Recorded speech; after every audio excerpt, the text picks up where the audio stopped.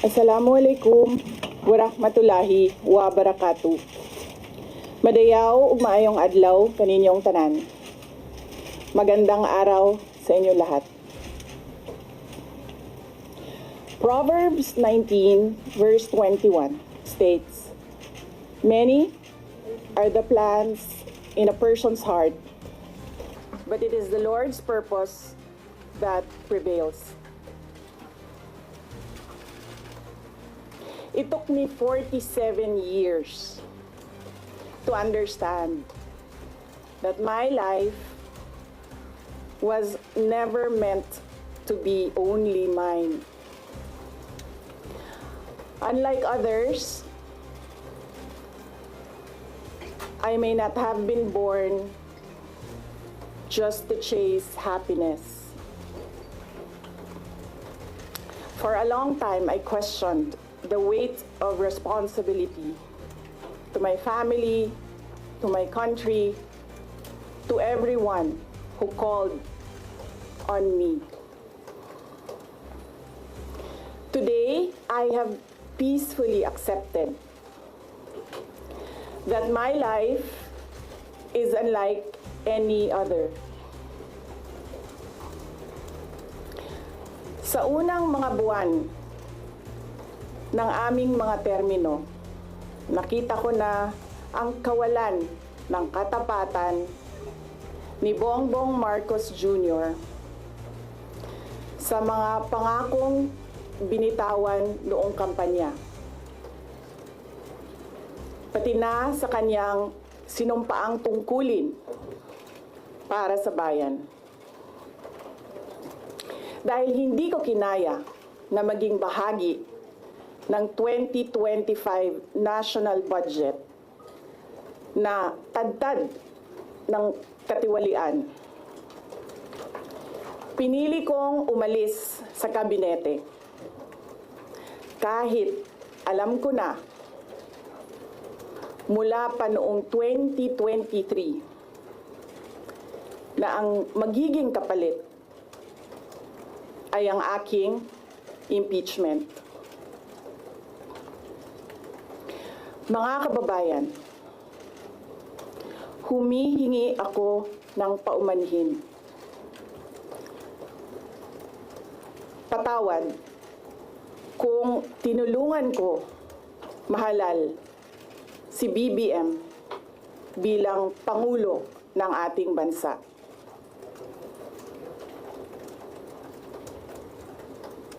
Patawad kung hanggang ngayon ay marami pa ring Pilipino ang nalulunod sa baha ng dahil sa malawakang korupsyon. Patawad kung lantaran ang pang-aabuso ng ating mga institusyon para sa pansariling interes ng mga politiko.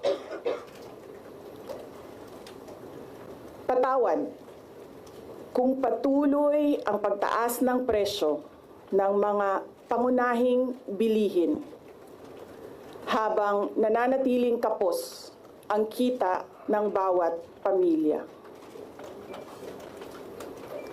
Patawad kung wala man lang tayong tunay na seguridad sa pagkain. Patawad kung may nagkakasakit at binabawian bigla ng buhay dahil sa kakulangan ng maayos at epektibong healthcare system.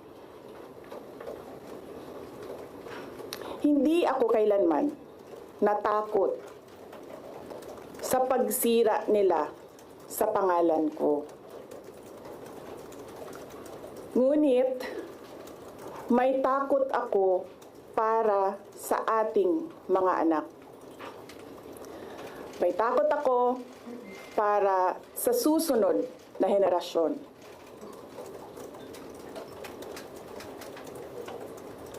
May takot ako para sa mga kababayan nating walang bahay sa ibang bansa.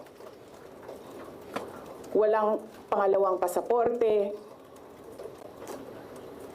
walang ibang matatakbuhan kundi ang Pilipinas. Kahit ito'y patuloy na nalulugmok sa kahirapan. Na ako'y kahadlok, nga moabot ang adlaw na dawaton na lang nato ang kapobrihon isip kapalaran. Nga maanad na ta sa sayop, nga mawad-an na lang ta og paglaom.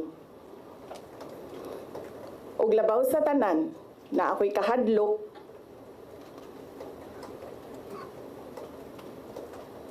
nga moabot ang adlaw nga wala na tay Pilipinas nga ikahatag sa atong mga anak. I cannot kneel before each and every Filipino to beg for forgiveness. Instead, I offer my life, my strength, and my future in the service of our nation. Mga kababayan, ibalik natin ang tapang at malasakit para sa Diyos, sa bayan, at para sa bawat pamilyang Pilipino. Ako si Sara Duterte, tatakbo bilang Pangulo ng Pilipinas. Syukran.